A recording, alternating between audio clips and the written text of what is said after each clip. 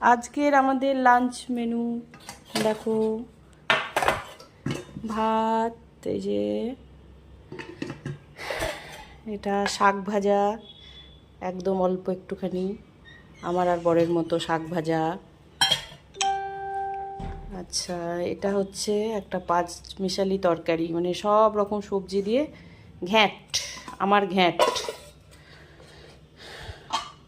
আর এটা আমার মাছের ঝোল, মানে আমার আজ সবজি দিয়ে ওই মাছের ঝোল ভাল লাগছে না খেতে, সেই জন্য কালো জিরে আর পেঁয়াজ দিয়ে শুধু মাছের ঝোল, মানে কোনো সবজি ছাড়া মাছের ঝোল।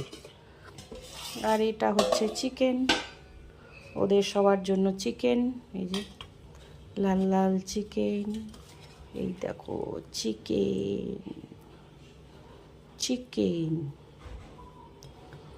তো আজকে হচ্ছে এই আমাদের মেনু।